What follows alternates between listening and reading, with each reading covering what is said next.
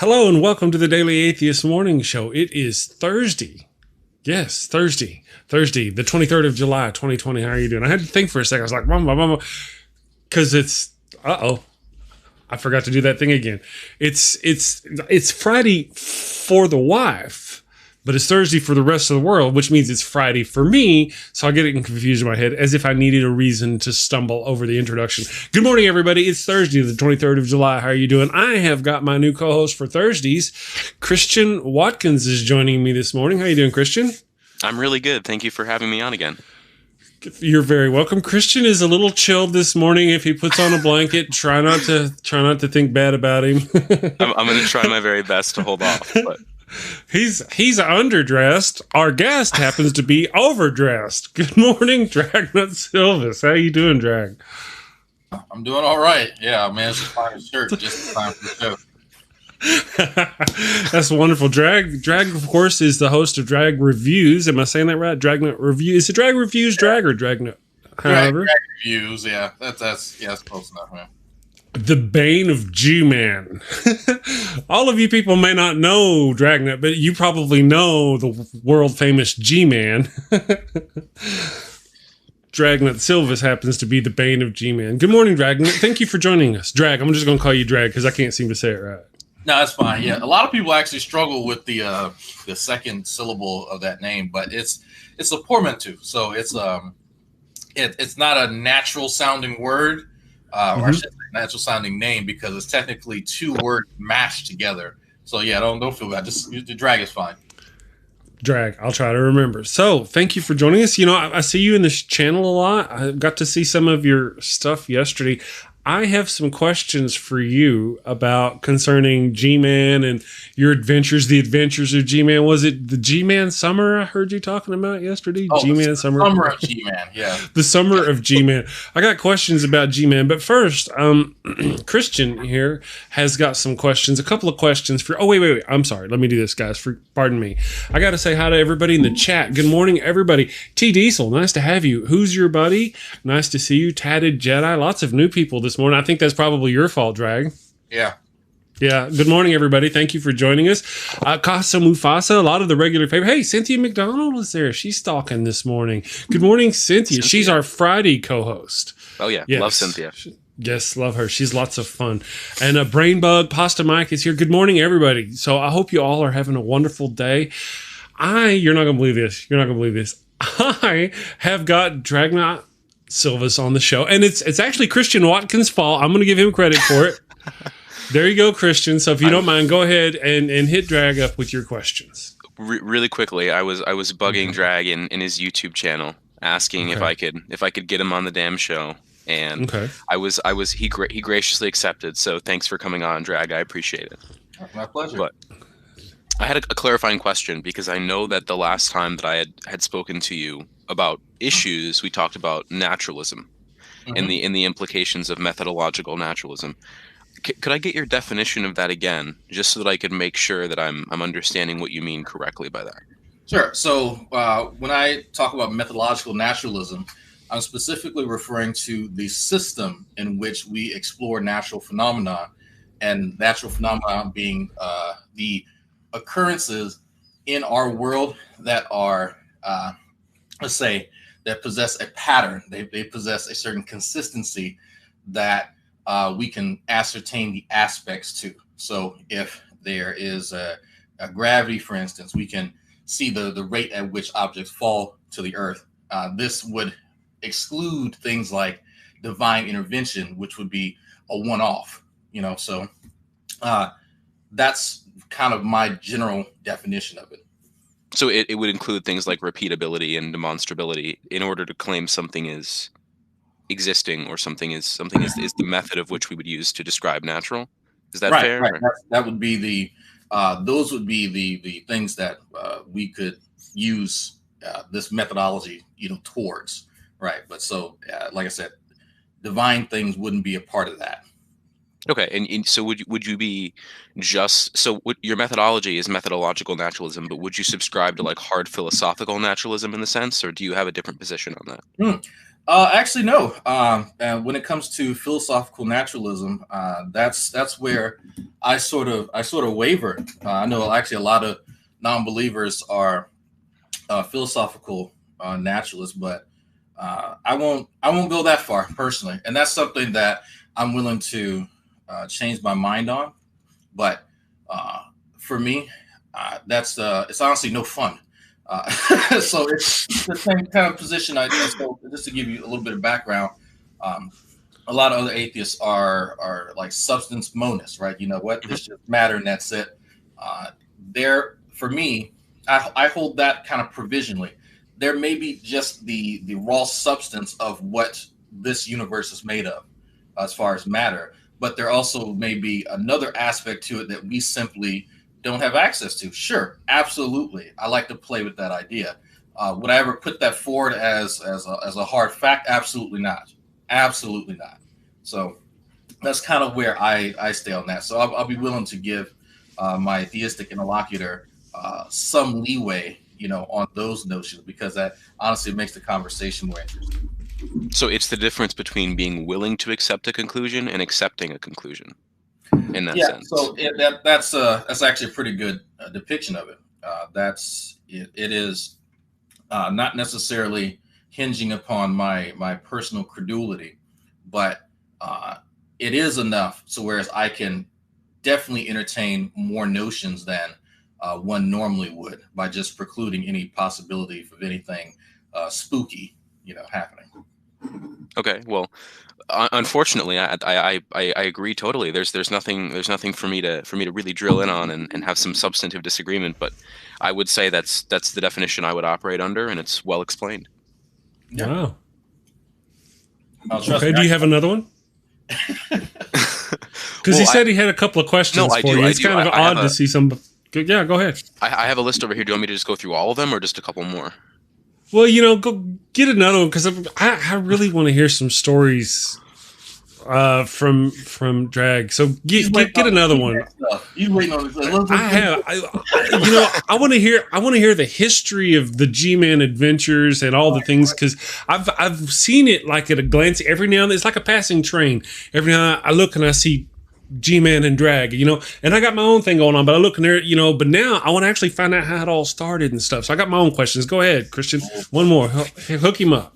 Okay, so last week we were talking about mythicism and the idea of the historicity of Jesus. Right. I was curious to your position on whether or not you are kind of like take Matt's position, where you wouldn't necessarily you don't have a problem with Jesus as a historical figure, but what is your thoughts on mythicism and, like, for example, David Fitzgerald's position? Yeah, so I am not a Jesus mythicist. That's kind of a harder position for me to take, and I will openly admit that I've not done a whole lot of research on that. I've not gone to any scholarly resources. For me, it's just kind of a gimme. You know what? This it's quite possible a guy existed that may have matched this description that people defer to as a sage or whatever, right? Maybe he was just a really good sheep herder. Who knows? But it is, that's not one of my hard spots. I believe that, there could have been a guy that matched that description who was completely human, completely mortal, sans any sort of, deification of his character. And so that's kind of where I sit on that. I find it harder for me to argue that this guy just absolutely did not exist at all. And so since I've not done any research into that, I'm not, going to take like the godless engineer position on that, because I think he is like a hardcore mythicist. So that's something just that I have learned from over the years, because when I first came on YouTube, I was like, God, geez, fuck that. He didn't exist. Come on.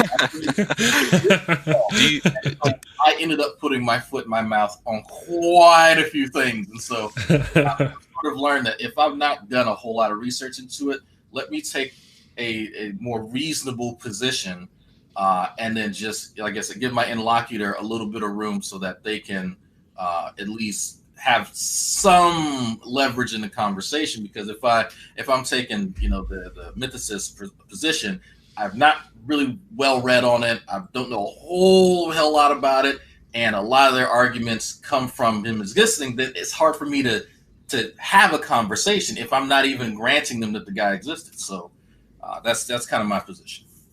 So just kind of a follow-up. A lot of times I explain this as it's really hard to separate the historical figure of Christ from the myths of which they attest to him doing.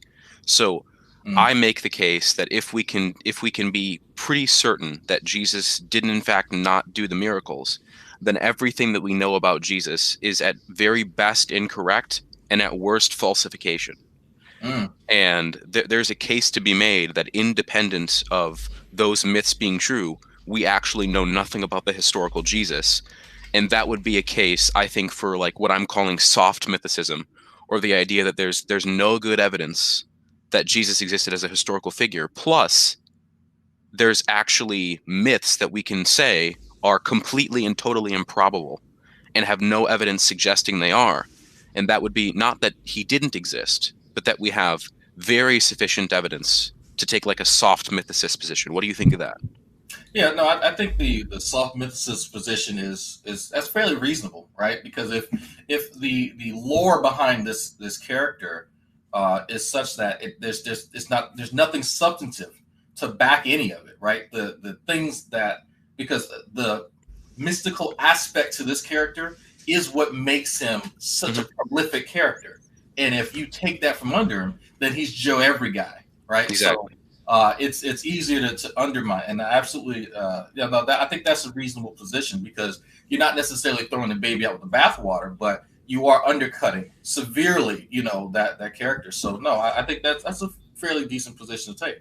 And upon certain criteria, I guess, upon me doing more research into it, I'd probably take that position. Yeah, I usually say, Jesus Christ, as described in the Bible, didn't exist. But there was maybe a herder called Yeshua that existed sometime in Jerusalem, but that wouldn't resemble anything that we have historical record of. Right. Yeah, no, I think that's absolutely reasonable, right? Because I said, well, you know what? The sheep herder Jesus, it may have existed. What could be also described as Jesus the Lich or the Necromancer probably did not exist. And so, take your pick on which one you think is easier to defend. Okay, I can respect that. Jesus the Lich. Making zombies all day, every day. I mean, like, you tell me he can raise people from the dead, he can raise himself from the dead. We got True enough.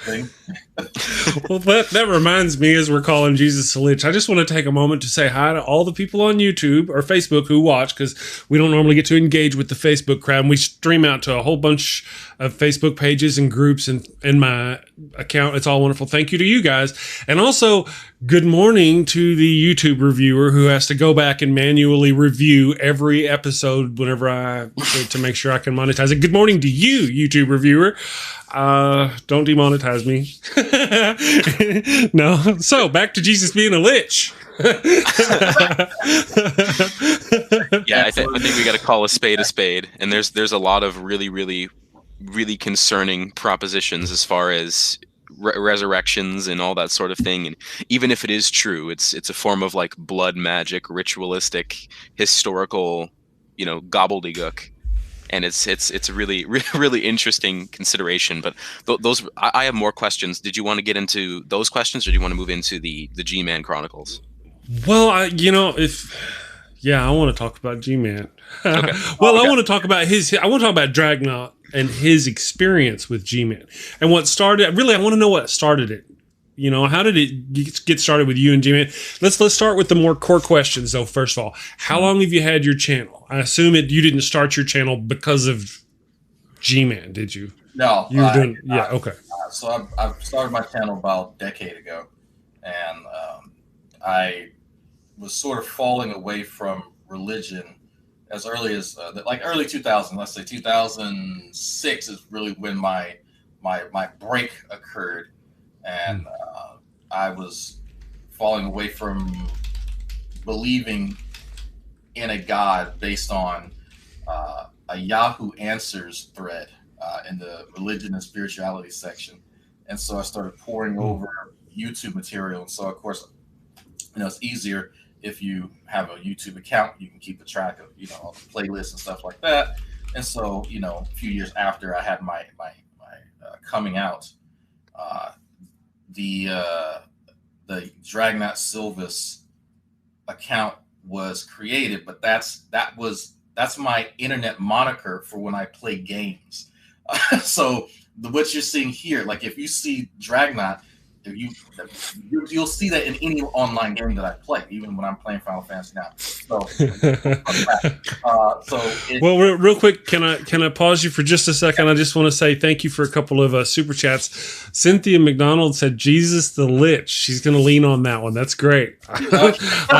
Thank you for $5 of support for the channel for that, Miss Cynthia. And also, Steve McCrae Manager says, "Who is the black guy with the shirt on for $5 worth of support to the channel?"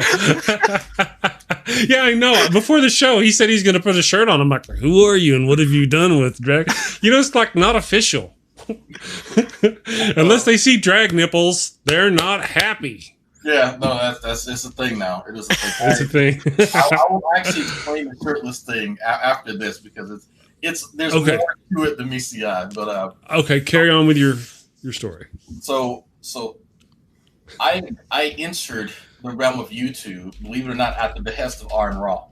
If you watch old episodes of the Magic Sandwich Show, you'll actually see me on there, and you'll see Arn and I engage and interact. And so he was like, "Oh, you know, we need more atheists, you know, like you, and, you know, military, you know, African American." And so it is. It was his encouragement that started the whole Dragnauct YouTube. But at that time, you could do like response videos to people. So you had to sort of find your muse, sort of, in order to get your channel going. And so I went out in search of my muse. And one of the first guys I came across was a guy named God's Son Al. But he really wasn't the one for disagreement. Like, he was one of those deists where he wanted to have a platform, say stuff, but you couldn't disagree with him because he just loses his mind. So that didn't last too long. And eventually I found my way to Gman, obviously from him being recommended to me, Drunken Peasants and Amazing Atheists and stuff like that. And so that's sort of like around 2000, I'd say 13 is where I started interacting with Gman directly and, you know, making response videos to him and going on his channel. And then from there, people started really, really, really liking our interactions. And I can't tell you why, but it was a spectacle for people to watch, you know, he and I interact. And so the most famous interaction was after he had kicked me out of one of his open hangouts, is that I went on my channel. I got pissed off and I went out in my backyard with my wife's camera, and I just started talking. And it's the infamous the cowardice of Gman video. And because people keep telling me every time someone clicks on my channel or accidentally comes across a Gman video, that video will appear in their record instantly, and it keeps coming up. And I don't know why, but I know that it was mirrored by, at the time we had Secular TV, and that was a network of, so they they represent you guys' channel, and Dallas Engineer and Shannon Q. If you guys' channel were around back then, like mine, they would mirror your content and share your content, so people would go to Secular TV as a hub. And so I think that's one of the reasons why that video keeps coming up. But so that built infamy. And so throughout the years, I started interacting more with G-Man's compatriots. So because G-Man's at the center of what we call the clown car posse. And then you got the science up, man. So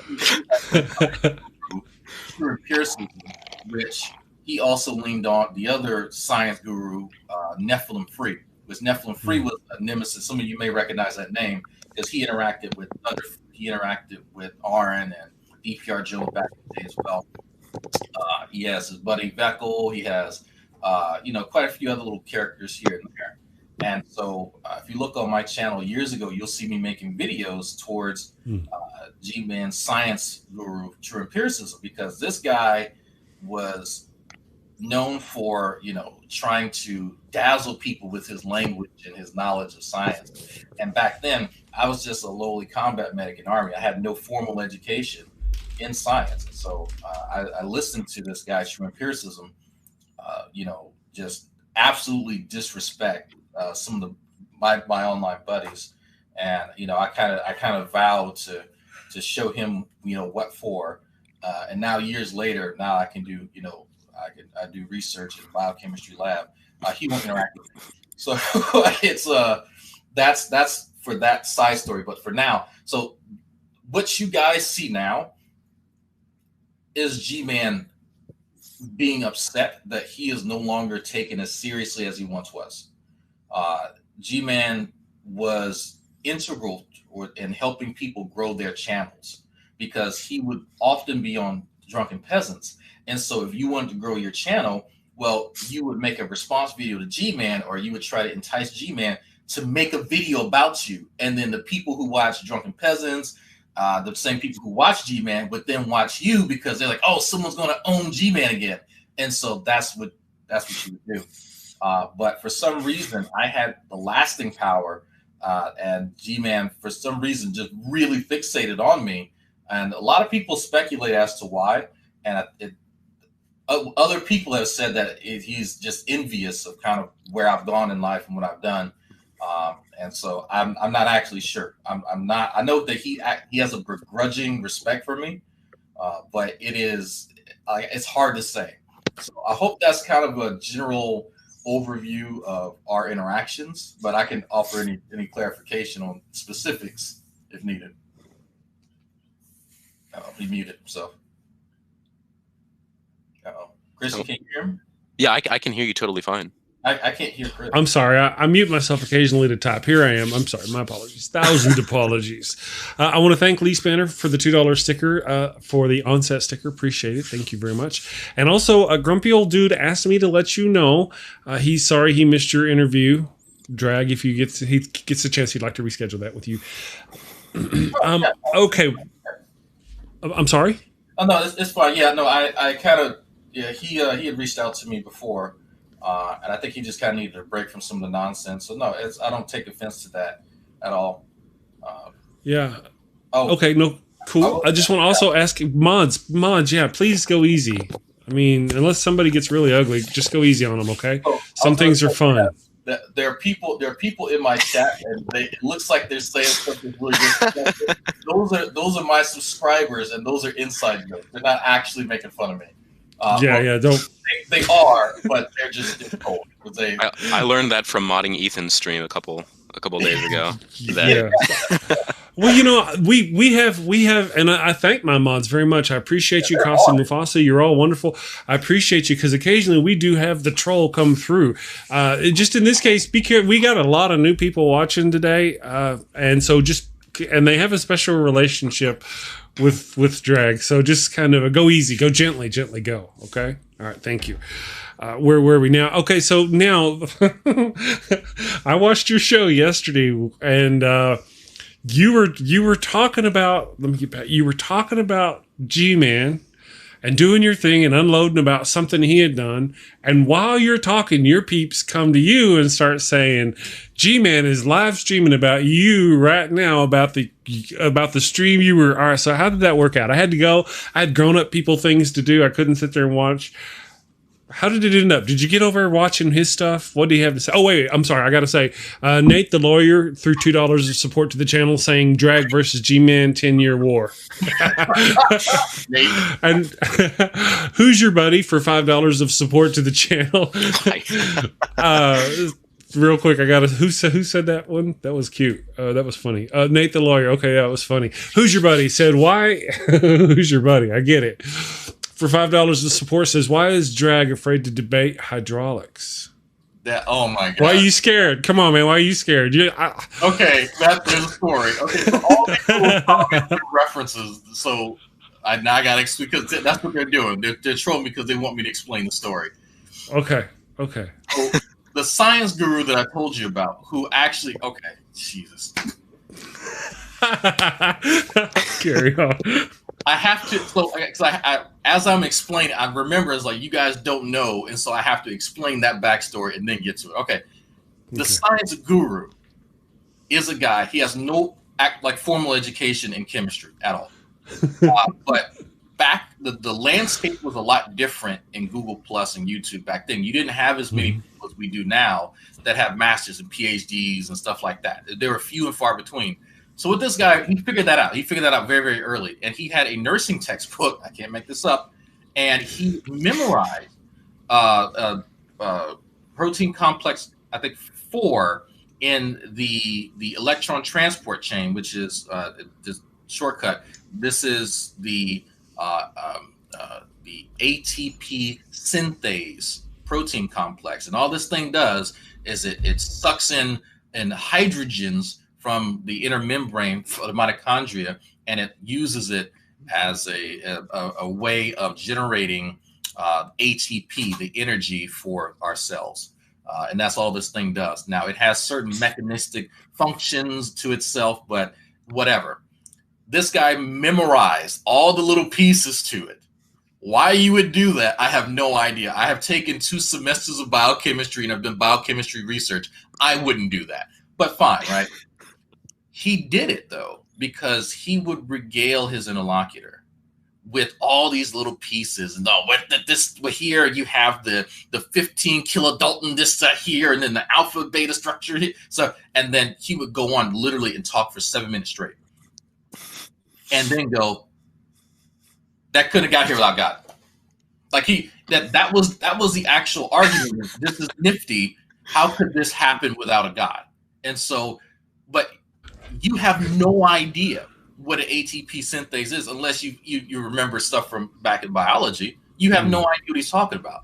But he would use that as leverage. Oh, you have no idea how many kilodaltons this thing is. Like, cares? That's absolutely nothing. But that would throw people. You laugh, but this would throw people in conversations. And so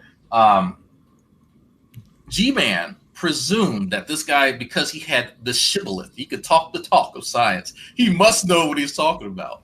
And he actually does not. And it's actually quite sad how little he does know. All he did was memorize that one structure. Yeah, what's going on, Christian? What's up? Oh, I just kind of wanted to kind of add to that. I was just curious, do you often find that a lot of, I guess not every single God believer, but a good portion of them like to weaponize your ignorance and use it as a justification for inserting an explanation? Yes. And so some of them will actually then, and let me take a breath. You've encountered someone like that, and then they'll try to browbeat you later in the conversation that because you may not have known the Latin term, or you may not have known about this specific aspect of this, how could you possibly draw any conclusion or do anything? No, I've encountered that for years. It's kind of a spectrum of theists who utilize that, and I got really annoyed, and very, very early on, I tell you that pissed me off. I'm going to be completely honest with you. I got tired because that seems like it's such a dishonest tactic. But now that I am where I am in my education, I can easily do that to anybody in any realm of science. There are very few people in this landscape that know biochemistry as well as I do, but you don't hear me talk about it very much, right? Because there's a disparity between people kind of referencing biochemistry and being able to explain advanced biochemical pathways. And so if I start doing that to them, I would look like a dick. And so if I feel that someone's doing that, I can easily defer to that. And I go, look, if you want to browbeat me on the fact that I forgot that we're talking about non-dostastic claims when we're talking about, properly based beliefs, then guess what? I can really browbeat you on something. So let's not do that. Let's be a bit more kinder to one another, and a bit more charitable, right? And so that's kind of my way of kind of fighting back against that. So this is a pro tip for all of you who want to engage in these conversations. But I absolutely know what you mean, man. I think. Do you want to say something, Chris? I can let you go ahead. I do. Let me just say thank you real quick to, let me get it back up here. Tatted Jedi for $5 of support to the channel says, Drag, you are so successful. How many cars have you been hit by, or how many UTIs have you had? I was going to ask you that question anyway about your UTIs. Checkmate Atheists, he says. And then it's not a baby carrot, folks. I just wanted to throw that out there. You have a response? So I've been hit by one car when I was a kid. I broke my I think tibia. Yeah, I broke my tibia, and that was when I learned my lesson. I don't play chicken with cars, and 0 UTIs. And that these are all at least 5 cars throughout his life. The G-Man. Okay, because I was watching that video with you and him yesterday. Whenever you were interviewing him yesterday. Or watching him, and he was walking down the street complaining about almost getting hit by a car. He was actually blaming his ex at the time, if I remember correctly. This is her fault if I get hit by a car. Yes, that always defers responsibility, and the people upset I didn't explain hydraulics. Yes, I had to do the backstory. I will explain it. Okay, that's the backstory of true empiricism. That's what we call TE. Okay.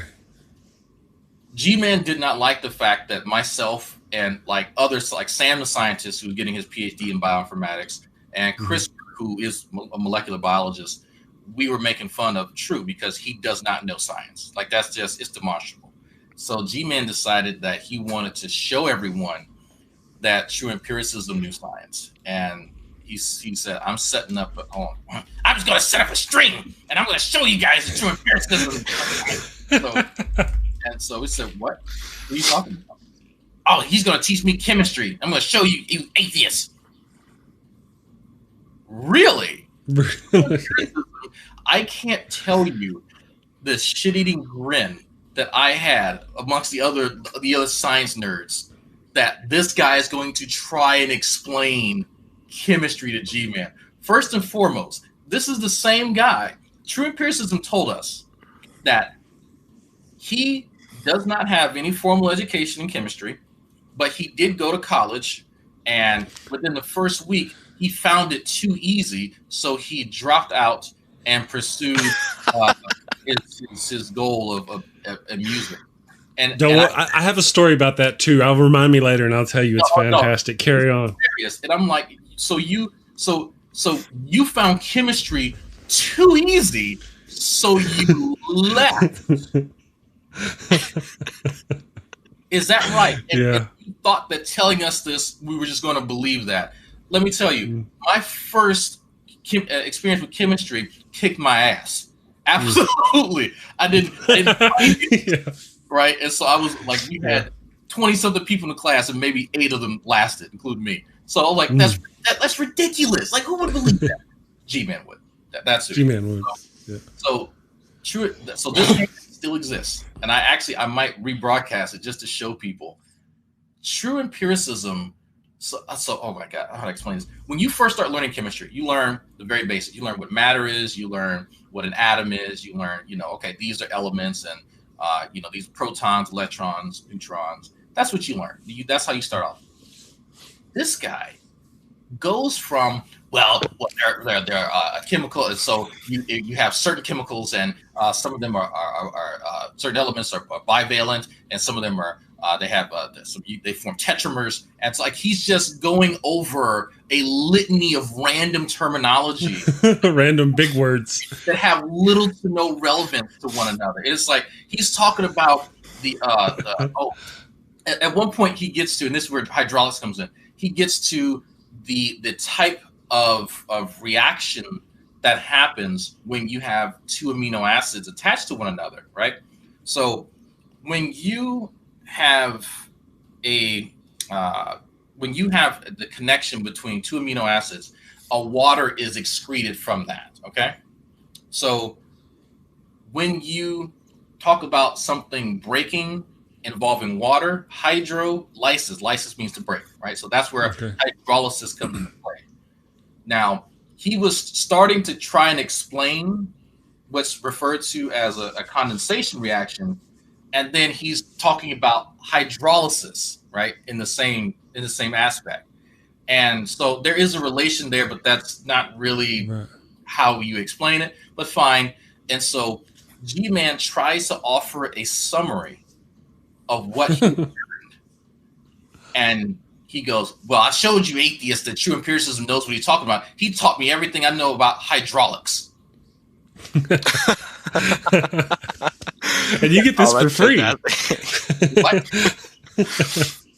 Yeah, Hey. he taught me everything I know about hydraulics. And I said, no, bro, you mean a hydrolysis reaction? Hydraulics, okay, well. And he repeated it for weeks. True empiricism never corrects him. Wow. Never. And so we go in to hang out. I think Fiona was there, Sam was there, Christopher, and we're laughing hysterically. I mean, just diabolically, because 2 reasons. One thing, hydraulics, 2 completely separate. Yeah. And true empiricism is such a terrible friend. He doesn't correct him, and he lets him keep repeating it up until a certain point. Like weeks later, true empiricism says, "Hey, yeah, Gman got it wrong. Okay, yeah, so what?" I'm like, bro, you're a terrible friend. That's terrible. Hey, let me catch up on the super chats real quick. Becky Goodhair says, "I can't believe the overweight coward scrub." I think she's talking about you, G-Man. I thought it was me, but we can. Oh, I think she's talking about you, Drag. Yeah. I can't believe the overweight coward scrub was invited to such a serious YouTube content creator channel. I think she's talking about me. Why, thank you. Apparently, Becky Goodhair has taste and class. Drag, get a job and everything and whatnot. So thank you for the $4.99 of support from Becky. Apparently, a fan of yours. I Drag, yes. Did you want to tell that story, Chris? I have 2 questions for Drag. Well, give me just. I got more super chats. So, man, I'm not really sure. 50 something, brother. I got to look it up. 50. I'm new, right? Give me a break. 50 something from Ulf Pearson. It's Crohn's. I'm thinking Norwegian Crohn's or something of that nature. I'm sorry. Yeah. If I were thinking, man, that's what I would think. Says, love that everyone is trolling Drag, but you're wrong and going to get physical gel. So remember that. I think he means it. Yeah. Thank you. Yeah. Yes. Okay. Now let me catch up here. I think we've caught up. Make sure I've caught up with everybody in the chat. Oh, Virillion says it's okay, folks. DNA dissolves in water for $5, Australian $5 in support to the channel. Thank you. Yeah, DNA dissolves. Didn't you know that? Just okay. That's another reference. Just okay. Okay. Let me quick. Oh, no, go ahead. Okay, go ahead. Well, let me tell you my quick story. I had this guy come on. He was going to come on and talk about the biology of religion, about why humans originally in the beginning founded religion. And he was going to come on, and I thought, all right, cool. But it was like the night before, and then I went and watched some of his stuff. Like, what the hell kind of woo am I letting on my show? So he comes on the show, and this guy goes, I've got a degree in biology from before the turn of the century. Now, this guy is considerably older than I am. And I'm like, how much before the turn of the century? So, but he's got a bachelor's degree in biology, and he's going to tell all the archaeologists and the anthropologists and all those people got it wrong. Entire schools of thought got it wrong. I'm like, you're coming on my channel and spreading that woo, man. I lit his ass. Because for somebody to come on and not even be in that field, you haven't gone through all the education and research and learning to know the things you need to know to do the thing at the place with the stuff. And yet you're telling. Now, I can understand that whole appeal to argument authority kind of thing. If I were saying Dr. Bob over here knows more than you because Dr. Bob is, well, you kind of are leaning on that fallacy, true enough. But this guy was calling out entire schools of thought. And I'm like, oh, man, that's a bunch of shit. So anyway, that was my funny little story. Yeah. Thank you.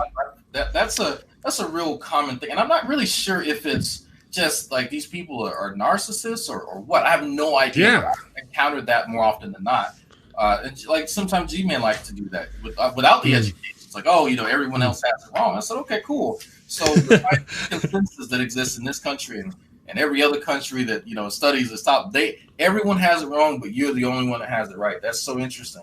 Okay, cool. Let's look at some of your research, man. Just convince me. That's a fun conversation. I buy it. I say, you know what? Get me to where you're at. Let's show me your research, and maybe you are right. And man, they'll start to hem and haw on that. Absolutely. I got another super chat. Thank you to Angry Roach for the $5 of support. Says G-Man, didn't G-Man invite Drag to New Jersey and then said he'll call the police on Drag for stalking him in New Jersey? Is that a thing? Did that happen? Yes. He invited me to come back to Jersey so he can tell the reader I'm stalking him. He doesn't understand how stalking works, but he's upset that I make review videos about him, and so that's harassment and stalking, evidently. Yeah. Okay. All right, Christian, if you want to, go ahead with one of your... See, Christian's jokes are jokes. His questions are smart people questions for afternoon. This is before coffee kind of stuff. But Yeah, go ahead, brother. What's your question? I've been sitting on a lot of these questions for a while. I'm curious with the dynamic of ignorance and the idea of how do we deal with our own personal incredulity, and how do we address issues that we don't have a full understanding of. So, that's a good question. I'm someone who's studying biology, specifically in the area of like taxonomy, and so I'm not doing any biochemistry, any biophysics. So when someone asks me a question about bio as it relates to like microbial chemistry, I'm like, well, maybe ask Drag. But out of curiosity, when someone asks a question and they try to use your lack of understanding as a further argument for something else, like, well, because you can't explain that, then let's talk about how we can explain that. So how would you kind of stop the chain of ignorance equals we need an explanation equals God hypothesis? Like, how would you stop that link chain? Right. So I've been in this spot quite often, very, very, very early on. And it frustrated me that I had a cursory understanding of what they were talking about, but then they had this niche bit of information that seemed to be held over my head. And so I didn't want to concede to the point because I understood my limitations, right? But I did want to push back without putting my foot in my mouth. So here's how you strike that balance. Acknowledge outright that, you know what, my memory on this is a little rusty. I have a cursory understanding. Walk me through what you're talking about, and let's see what the disagreement, because we may disagree. Just allow them to teach you. Right? Don't push back. Don't say that, I know that's bullshit, but I don't know anything about it. But give yourself enough wiggle room to go forward. So a perfect example is that my education in genetics hasn't been all the best. I understand genetics enough, but when people start talking about epigenetics, I go, oh, okay, yeah, I remember that. But there are certain aspects of it that I really forget. So if I'm going to talk to, where's that guy, John Maddox, because I heard him mention it recently. I went on his channel. And so I said, okay, yeah, I know what he's saying is nonsense, but I can't at this very moment remember. I want to engage him, but he's not going to be able to use this against me. So I'm going to let him talk and hear where he fucks up. Okay. Right? Because what they're inevitably going to say is that their conclusion is drawn and is supported in literature. So what you do is you lean upon the scientific consensus to say that you can't really use this against me in my misunderstanding. The scientific consensus that you're drawing from, the information you're drawing from, doesn't agree with your conclusion. So you can't actually use that as leverage. So that's the way that I find that I can exist within that really interesting dynamic, and without it being used as a bludgeon against me later on. Because again, once you fill out your education a bit more, you're going to have that niche knowledge yourself, and that they're going to see that trying to use that, you using that against them, isn't going to feel very well. Does that make sense? Yeah, a quick follow-up. When, for example, my response typically with this has been, can we agree that we can't use your or my ignorance as a premise for a later conclusion? Like we cannot use your lack of understanding or my lack of understanding to approach an understanding. Right. So, and that's pretty much, let's not be dicks to one another. Yeah, that is a very overt and a very fair assessment. However, employing that within the dialectic, it's probably not going to go over too well. Because I'll tell you why. No, that's a very honest, Christian. That's a very, very honest approach. Incredibly charitable. The issue is such that the person that you're talking to is what I call a point scorer. They're trying to score points for their team, and what you're trying to do is say, hey, let's get a referee, some referee rules in here, and let's not do that, right? Let's play the game, but let's play it for the sport, not for the competition. And so if the person you're talking to already has a propensity to try and point score, well, you're undercutting their goal in the conversation, right? Because if they were the type of person that just wanted to have the conversation to learn and grow, they wouldn't be putting you in that position in the first place. See what I mean? Yeah. Mm-hmm. So that's the issue. And like I said, I can't give you credit enough for trying to do that and being an honest person. But if you're dealing with a point scorer, you're going to have to use a bit of a different tactic to try and dissuade them from doing that. Okay, hey, fair enough. Before you get going further, Kristin, I want to say thank you to Katie K for the $5 of support to the channel. She says she's a proud Christian and Dragoon. Don't tell Gman. Call me a traitor, but screw it. Y'all are hilarious. Thank you very much. I'm glad you enjoy the show. And another $2 of support from Who's Your Buddy. Thank you very much. We appreciate it. He says you got the audacity to wear a shirt. I think, and I could be wrong here, I think he's talking to you, Drag. Again, yeah. I have a hard time recognizing him. I'm like I look at the screen, I'm like, where's Drag? Oh, there he is wearing the shirt.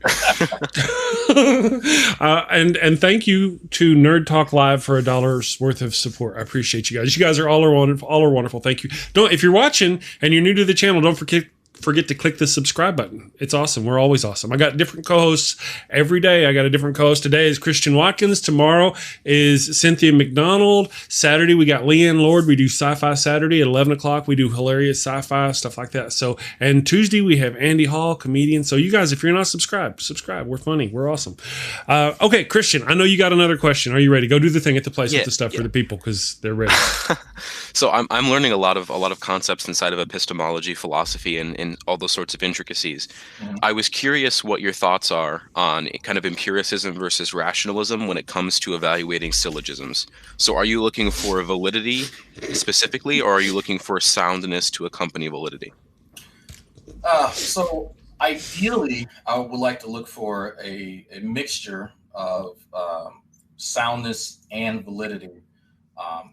And this is something I've kind of talked about with Ozymandias Ramses and a little bit with Alex Malpass, even though his area is not epistemology. And I try not to focus too much on either, and I'm willing to give. I don't have a kind of a cookie cutter approach to syllogisms because I'll be honest with you, very few people that I've encountered over the years actually know how to properly construct one. I'm just trying to be honest with you with that. But that's the landscape, So if I'm talking to someone, and they end up using a syllogism like right off the bat, you know what? It's the game is different. The people who are going to actually utilize them the most, you can rest assured that it's probably more often than not going to be valid. Whether it's going to be sound is few and far between. So I said, okay, you know what? This is the form is the layout, right? Good. Everything comports with one another. Conclusion support. Okay, cool. I'm still going to fight you on premise one. Like I'm not just going to buy it. So that's it's going to be fast and loose on that one, man. Yeah, that's my advice on that. Okay. I know Chris has to get in here. I'm sorry, Wilson has thrown $2 worth of support to the channel. Thank you very much for that. And says, what's Drag saying? I don't speak unemployment.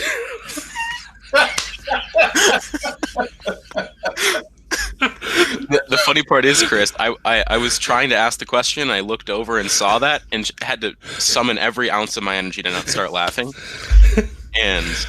But so just kind of a quick follow up on that because I don't want to beat this to death at what 8:49 in the morning. But regardless, so when you're looking to the validity of syllogisms, are you someone who's like, okay, if we can establish that premise 1 and premise 2 are true and that it necessarily follows to a conclusion, would you agree that because we have to factor in our own lack of understanding or perhaps our own mistakes that we can't see, that accepting the conclusion as true or absolutely true would require an additional demonstration beyond I can't think of anything wrong with it?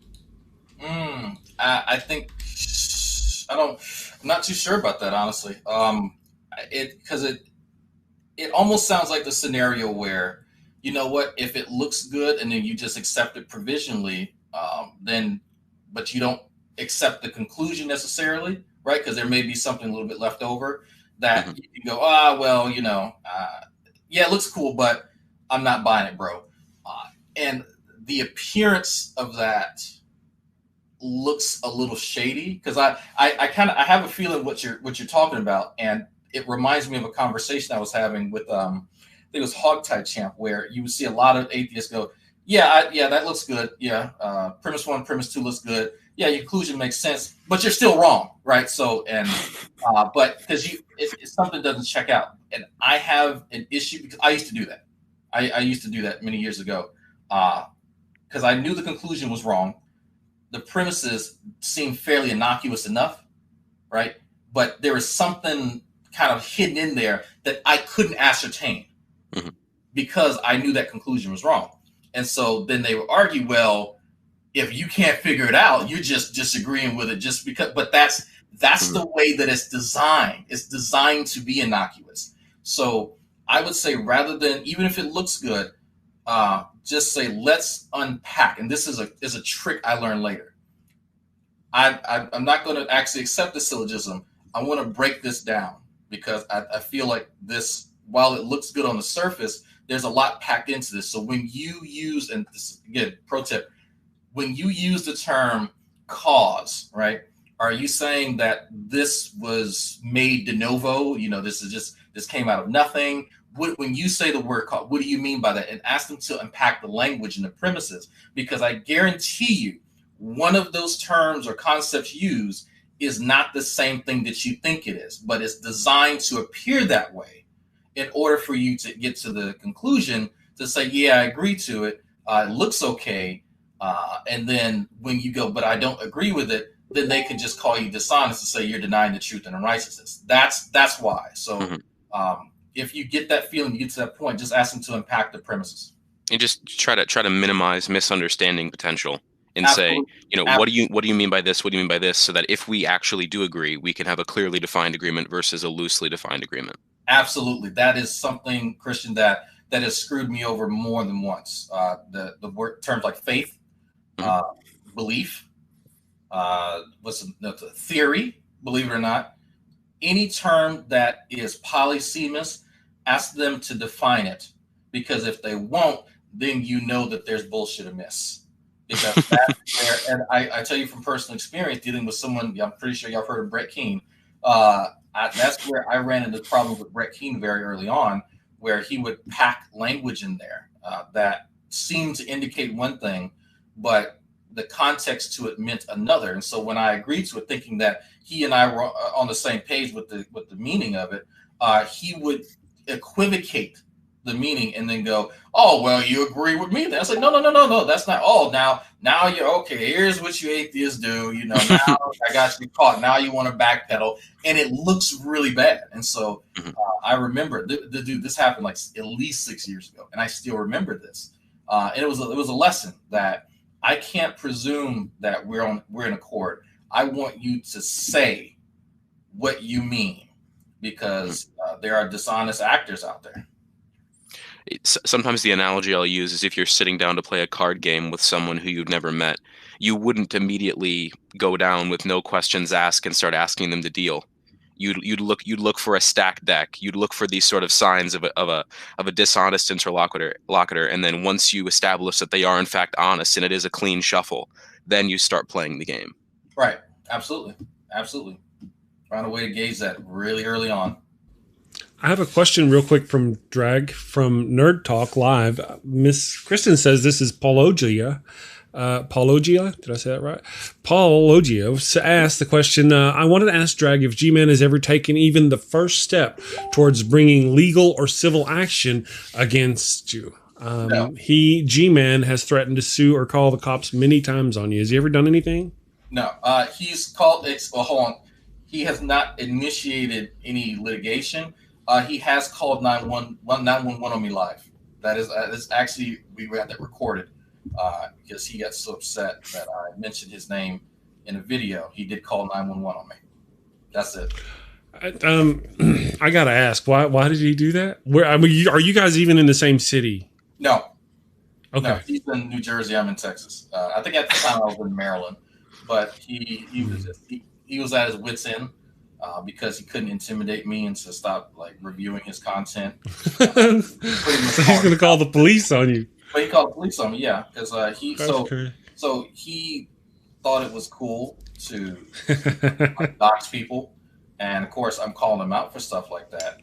And he's upset because I'm showing people, and then what I do, I make a compilation of his shitty behavior, and it makes him really, really bad. And so what happens, though, people don't always see this, is that some of the newer Christians to his channel come across that and they approach him, and that irritates him because they've been poisoned now. My image is tarnished, and so that sort of thing leads him into doing things like that. But no, there's nothing. There are things put into place just in case he does try that. So yeah, but no, it's empty threats. Okay, I have a couple super chats real quick, and then I'll let Christian get back to his questions. No,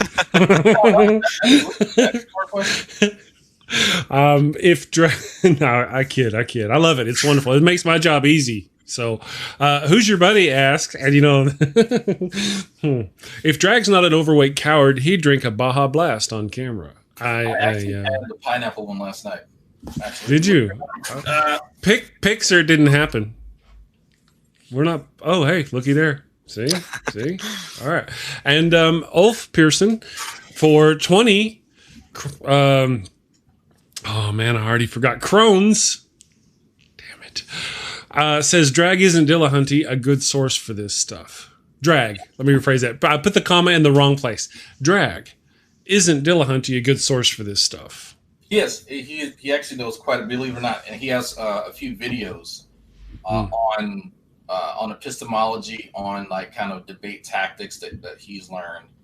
And he and I were actually discussing some of this at his house back when the first time I was on AXP, and we just kind of going back and forth on the things that we've learned over the years. And so, believe it or not, before COVID hit, me and him were going to do a series on different issues that come up and how people can become better debaters, and that the fact that I'm not a huge fan of debates, I prefer discussions because I find debates too constrained, and that I can't use a lot of the things that I've learned in debates, and that I really don't care for the structure of it. And he doesn't actually either. Like, he would prefer to have a discussion.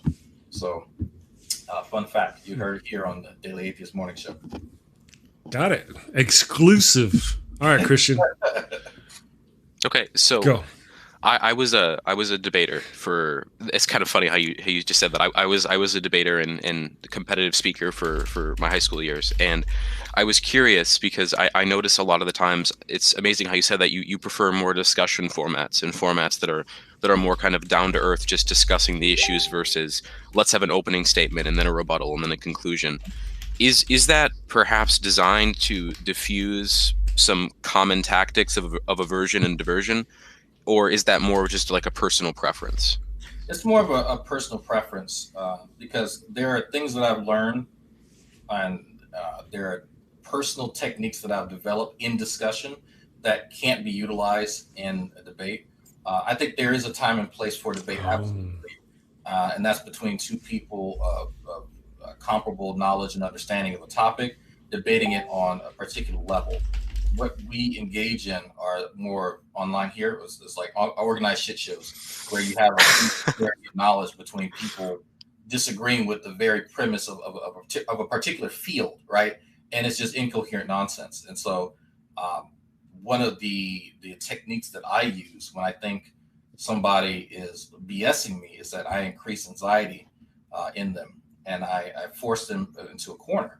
And the way that I do this is, and if by the way, you can see this on Nakasuchi, the Raging Atheist channel, when I was talking to a guy from the NIFB. The guy that I was speaking to would not answer direct questions. And when I was pressing him on, kind of his weird sort of epistemology, he would hem and haw a lot. And so I then switched to asking exclusively closed-ended questions rather than giving him open-ended questions. And so if he hem and hawed on closed-ended questions, I cut him off and go, look, you're not answering my question. This is a yes or no question. I want you to clarify it afterwards, absolutely, but please answer yes or no first. And so each time that he would not answer it, I would cut him off sooner and sooner and sooner. This increases someone's anxiety, right? And it kind of brings a conversation to a fevered pitch, but doesn't cause it to be too contentious, because there's a certain point where I can detect that he's getting really irritated. I'll bring it back and diffuse it and say, look, I see this is getting like, you know what, let's kind of start over here, right? Because I feel that you're not answering me, right? And I think you're purposely avoiding me because I've asked you, and I'll mention how many ever times that I did it, just to kind of illustrate to them that this does not look good to you. And so that is one of the ways that I end up sort of kind of breaking down my opponent, so that it forces them to address what they're purposely trying to avoid. You can't do stuff like that in a debate, right? You might be reprimanded for kind of berating them, but it's incredibly effective. You'd be surprised how effective that is. If you guys know who Sock-Account is, Sock-Account, very, very, very well-versed in philosophy. He uses a very similar tactic to me that I call it the Sokka ambush, but it is something that you have to watch. But you can't, like I said, you can't do stuff like that in a debate. Okay, fair enough. How much longer are we going for, Chris? Well, I'm gonna leave that up to you guys. Because if you got nothing to do and nowhere to be, we can carry on for a little bit if y'all want to go on for a little bit. If you have more questions and if Drag has time. I'm going to go live probably 45 minutes after, whenever we're done here, but I got all day, man. Awesome. Well, real quick, let me say thank you to JJ Downal Angel for the $4 of support. It's a sticker, little cup, coffee cup sticker. Oh, I need my coffee. Thank you very much for that. All right, Christian, because I know you got more questions. You're just sitting there looking like you got more questions. Oh yeah, I have. Go do that voodoo that you do so well. Oh yeah, so I want to change gears to perhaps morality. This is an issue that I discuss a lot, which is the differences and the intricacies between secular and religious morality. Mm. Are you someone who subscribes to the more subjective agreement on the premises than objective assessments, or are you there's an objective accessible morality and then we can have objective statements from that objective accessibility? I flip and flop on that one, man. That's a tough one for me. That's why you rarely hear me discuss morality, because I'm sort of at the point where I think that there may be a kind of nascent set of objective moral rules that we abide by, but our assessment of them is completely subjective. And so I often have a hard time trying to articulate that, because it just seems like I'm playing the field when I end up trying to express that. But I think that based on a social contract that we all kind of inherently have, there are certain things that we know that are not conducive towards us living in a society and, about 60 million years of evolution that has caused us to more often than not work in concert with one another, because that just the very effort of forming a society, you have to have an agreed upon set of rules that no one verbalizes at any point in time until there's an issue. So that's where it's difficult for me to really operate in. And admittedly, that is one of the areas that after my formal education that I will be taking some time to go over. And so hopefully maybe you can help educate me in that area. Oh, yeah. I don't know about that, but I at least have a follow-up question, which is a lot of times when I discuss morality, I discuss the epistemic part of it, because, ontologically speaking, you can create a moral system that sounds good ontologically. It's not logically contradictory, but we have to have some sort of epistemic grounding. So one thing that I always say is every single time that we discuss morality, we're discussing what feels right. We're discussing what feels good to us. And it necessitates a subjective assessment of the situation, independent of whether or not you're calling on an objective source. And religious individuals hate this, by the way. And the evidence, the proof is in the pudding, in the sense, because if they admit that their assessment of things like the Bible, or things like the Quran, or things like the Torah, or the Pentateuch, are subjective assessments of bodies of evidence that they could not be any other case, they have to admit that the baseline of their worldview, just like mine, is I feel a certain way. And if this book corresponds with the way that I feel, I accept the book. Yeah.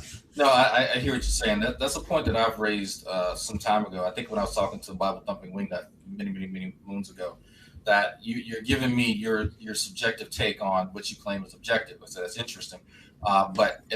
Because I hear what you're saying. There seems to be this notion that when a Christian talks about morality, especially when it comes from God, there's some sort of mind independent aspect to what they're talking about. But then they're telling me how it's superior to what they're hearing here. It's like, that's interesting. What filter did you put that through that doesn't go through your own opinion, right? Exactly. I would love to know about that. And it is interesting because I absolutely agree with you about. The issue is that the way that I've heard apologists sort of kind of get around that is that I'm expressing to you a description of what simply exists outside of our human understanding. The fact that humans can ascertain it and form independent opinions about it does not take away from the fact that it is objective. That's sort of kind of how they discuss that. And to some degree, okay, I say, yeah, sure, if that's where if you want to down that hill.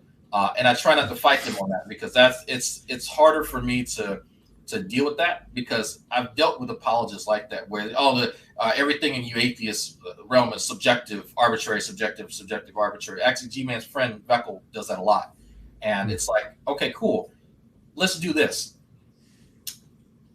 If I make a subjective assessment that killing babies is not the right thing to do, and you, from your objective moral standard, whatever, mind independent, whatever, draw the same conclusion, where exists the distinction? Mm-hmm. Like in application, where exists the distinction? Right there. So tell me how it is that like one is greater or lesser than the other. And right. That's actually a hard thing for them to do. Because what they have to do is attack the way that the conclusion was obtained, rather than the conclusion itself, because they can't. It's the same thing as well. It's a tautology at that point, So it's that's a fun thing for you to try if you encounter that. So, hey guys, if you don't mind, let me real quick just say thanks to the super chats real quick so I can catch up. Who's your buddy? Said the perpetual student has all day. What a shock. I think he's talking about you. How do you stream all day? I gotta ask, how do you stream all day and study? I have an extension of the web. I actually have 2 windows up, and so usually when you see me looking here, there's a lecture up, and so I'm listening because I'll play a game and I'll listen to a lecture. Or I have PowerPoints up. So, yeah, I'm usually doing a few things at once. But, yeah. I understood. You're Wile E. Coyote. I understand. And also, J-Form for £5 says, I stole $3,000. Okay. Thank you for absolving your sins here on the show.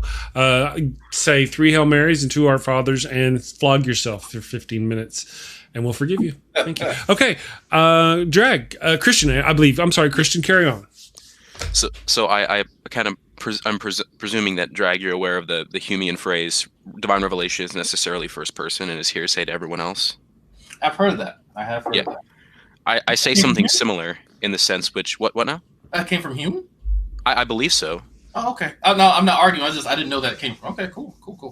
Yeah, cool. But I kind of adapt this to morality and say moral statements ascertained from God are necessarily first person and have to be run through a subjective lens, and to everyone else it's just hearsay. Yeah.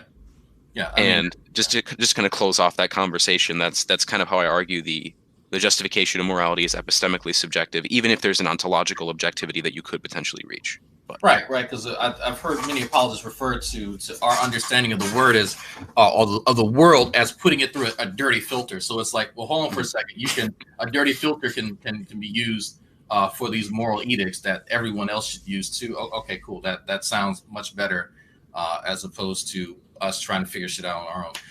That's the mental gymnastics needed to try and use their analogies and in reference to how our world works always baffles me. But no, man, that's a pretty good response in that I think, right? Maybe not enough to move them, but no, I could agree with that. Yeah. Okay. Should I keep going, Chris, or did you want to jump in at all, or you are muted? I'm sorry. Go ahead. I'm engaging the chat, so carry on. It makes it having a co-host worth it. Carry on. Sounds brother, good. carry on. So, Drag, there's kind of another issue that I deal with a lot, which is addressing the fine-tuning argument. I talk about, I just made a long form video with my friend Josh on this on my channel, but we kind of discussed the idea of fine-tuning in teleology. So I'm curious. There's this idea that what we observe is what seems to be to us, and if someone seems to see design and someone else seems to not see design, how do we reconcile what seems to be with what is? Oh, excellent question. I love ID. One of my areas. So I said, let's approach this because let's not forget that these guys are saying that this is science, right? And so, Kristin, you said you're studying biology, right? Yeah. So let's take it to that realm. They're now in your playing field, okay? They can't play spooky, fast, and loose with this. But I don't go into a lab and say, well, this seems like a dehydrogenase reaction. No, that's not what happens. I can say that, you know what, provisionally, I think that that's what's happening. But there's a certain point to which I have to conclude that based upon me measuring something at some point. In order to measure something, we need a metric, right? Mm-hmm. So if I'm, and let's use this example, if I'm measuring a dehydrogenase reaction, I know that there's going to be a precipitation of hydrogen ions in solution at some point. Well, how do I measure that? We can test pH. So if there is a lowering of the pH, that would be an indication that what I, prophesized earlier is actually true. It's not that I look at something and then I just kind of fabricate that. Where is the demarcation between things designed versus things not designed, right? I've had no apologist who proclaims ID actually tell me how they figure that out.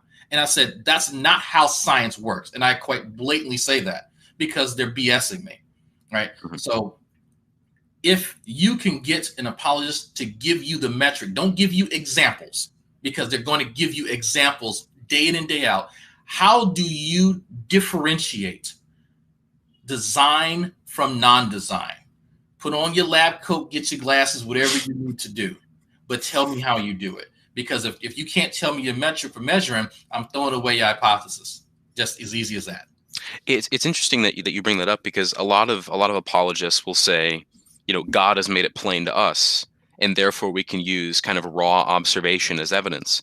And I've always said, the sample size for the universe, as far as we understand, is exactly 1. Yeah. and until we can have something else, some other way it could be, the fine tuning of the universe is just the universe, and everything else is just rhetorical subjectivity that you're bringing in ad hoc because you live in the universe. As Paulo just said in the chat, you are the puddle. Yeah. Yeah, no, that's absolutely right. So it's like, that's why I say they're trying to play fast and loose with science, right? So if you personally want to just put that forth as what you think is the case, absolutely, I'll buy it all day long. But that's not science, right? You can keep it out of that realm. So you know what? Maybe if you get an apologist to tell you what an appropriate sample size is, man, I'll give you $100. It's not going to happen. They have no idea. So, yeah, something tells me I'll never get that money, because I've been asking the same question for many, many months now. But you won't get it. Okay, so kind of still inside of the idea of teleological arguments, there's also the concept of not necessarily fine-tuning, but the improbability of life. And I have my own responses to this, but what do you think of the idea that the probability of something occurring in the way that it occurs is exactly 100% until we can think of it, until we can demonstrate a different way it could occur? Yeah, I'm always confused as to how apologists square this in their minds, because I'm pretty sure you've seen maybe a Facebook or social media post where they'll put up some ridiculously long number, in the denominator, and then of course in the numerator there'll be 1. So this is a fraction that represents the chances of life happening on Earth, without an intervention. And I'm like, where do you get your numbers from? Like you just type, you smash your face in the keyboard. That's not how stuff works. So when I'm encountering these guys, I will fight them tooth and nail on this, because if you told me that, well, what's the chances of this gene existing in a population? We can look and get a sample of the genome from that population. We can compare it to people who don't possess the gene. There's a sizable sample. We have a sample size. I have no idea where they're generating any of this stuff from, right? Because if we have one world here in which to base our observation. So it goes every single time, and it goes back to they're not being scientific at all whatsoever, right? The unlikelihood of a chemical reaction, because that's what we're talking about, the likelihood of an interaction. Okay, cool. And I love to play this game with them. You tell me what's the possibility of any random chemical interaction that you can think of. Tell me how you would figure that out. Let's go back there, because none of them actually know that. None of them actually know. Okay, cool. What's the does the Browning movement in any given solution add to or take away from the possibility of this interaction happening? What about the pH? What about the temperature? Do any of you actually understand any of that? No, you don't. So before you start telling me the unlikelihood of stuff, how about we get to the fact that there's no way for you to even determine that. We know that life happened. The possibility of life happened on Earth is one. It's already happened. The variations in which life would have occurred anyway, that's a great question, because we know life didn't necessarily start all the way over, but we've had massive extinction events that it seems that there's something about this world and the conditions that make it really conducive for life. So cool. But tell me where you're getting stuff from, because I'm not just going to agree for the sake of, well, you know what, it looks good. I hope I addressed your question, because I feel like I went on a little rant. Absolutely. I just want to kind of bring it back around so we can potentially find a closer here, which is at the beginning we talked about how ignorance cannot be sufficient for an explanation. And I would argue that saying that something looks a certain way to you and you can't think of a different way that it could have occurred independent of the divine is not a good explanation. It's not. It's a terrible explanation. There's plenty of things that I can't conceive of, but in fact, there's a certain mechanistic aspect to it that somebody somewhere could figure out, right, at any given time. But I've yet to encounter a time where we, in the history of humanity, have just said, well, you know what, the fundamental tenets of what we understand to be natural phenomena are somehow just, I guess, usurped by this divine interaction that we know to be the case. Like that's not a thing at all. All right. And so there's a famous, quote about the scientific ignorance, the ignorance about the world and using religion. And I'm just butchered that quote, but anyway, where I'm going with that. Too early in the morning. But yeah, no, this is something that irritates the ever living piss out of me with apologists, especially young earth creationists and ID proponents, trying to assert that they want to use science, and that it's the evidentialist arguments that they have that supply their belief, and it's not. They're not following any sort of methodology other than I have my conclusion, and therefore I need to work backwards in order to find to come to that conclusion, and that's not scientific at all whatsoever. I think that's maybe a good place to end, Chris. You're muted still. If that works for you, yeah, I know. I mean, so I can type. I'm a bad man. I'm learning. So I want to say real quick, thank you to everybody who showed up. I'll go ahead and thank you, Kristin, for getting Drag on this show and whatnot. Now, earlier I called out Pelagia and said he was somebody else. I misread something Kristin had sent me. I'm throwing her under the bus. It's totally her fault. Paul, she says you're really into sci-fi. You should join us on these sci-fi Saturdays. I'll do the official Twitter thing and get with you or something. But you should join us for Sci-Fi Saturday. I have a real batleth that sits back there during the Sci-Fi Saturday show, and I'll even let you look at it for free. Won't charge anything. So, yes, tomorrow we're going to have Cynthia McDonald is going to join us as my co-host for Friday. Now, I'm not sure who we're going to have as a guest. I haven't wrangled up a guest. Maybe I do. I got to go look. I'm a bad man. I forget. But Cynthia McDonald, she's always a lot of fun. And then, of course, Miss Leighann Lord is going to join us Friday or Saturday for Sci-Fi Saturday, 11 a.m. Eastern. Christian, thank you very much for this. Now, for you, those of you who don't know, who are new to the show, today is Christian's first day co-hosting. with me, and I think he tried to break my brain. He broke my brain. He was using words. I had to stop him. What the fuck does that mean? Okay, fine. So Sorry thank you. It made my head hurt. I think I got a nosebleed listening to him talk. Thank you, Kristin, and thank you, Dragnauct, for joining us. Do you guys have anything you want to say? Any upcoming shows you want to chill out real quick before we end the show? Go ahead, Kristin. I need to actually look. I'm recording some stuff with Jenna Belk, and okay. Outside of that, there's not a whole lot that I can really announce, but it'll be uploaded on my upload schedule. On my channel is Monday, Tuesdays, and Saturdays, and then I do the damn show on Thursdays. So if you're interested, check that out, and the link is right there.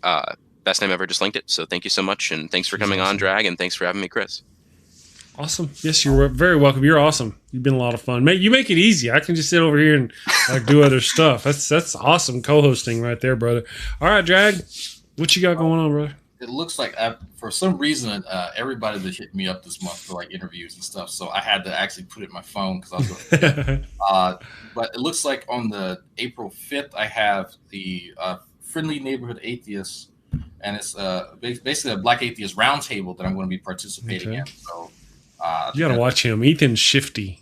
Yeah. Oh, man, he's interesting guy. Interesting. Every interview is interesting. But I said, since Kristin likes to kind of dabble into the epistemology and to kind of the dialectic of these online landscapes, I shot a message off to Sock Account. I don't know if you know who that is, Kristin. I do. Yes. Okay. How would you like to talk to Sock Account? Wow, that would be something else. Okay. Could we? He's a guy when I'm having issues and I forget something epistemology or anything in philosophy, I go to Sock Account. He's read Bonjour, like he's Oh yeah, his free time. So I'm going to get in contact with him and I'm going to tell him to come on y'all's show. That'd be wonderful. Yeah, I would love to have him. Yes, that would be wonderful. Thank you. Okay, guys, I'm going to go ahead and close out the show. Thank you very much. Thanks to the damn nation, you folks over in the chat. I very much appreciate you. There was so many people in the show today. It was very hard to keep up with, but you were all wonderful. Thank you to all the people on Facebook who watch. I appreciate you. I don't get to chat with you yet. I'm going to figure that out one of these days, and we'll have it all mastered, and I'll get to visitate with you and whatnot. And, of course, thank you to our random YouTube reviewer who has to go back and watch every show. You guys are awesome. Stay safe, and we will see you tomorrow. Have a great week. Have a great day. Bye. Thank you for watching the show. A special shout out to my gold level Patreon supporters, the Blazing Wizard Pope, Ian Davenport, Cindy PLAZA, and tons of mice. Thank you and have a great day.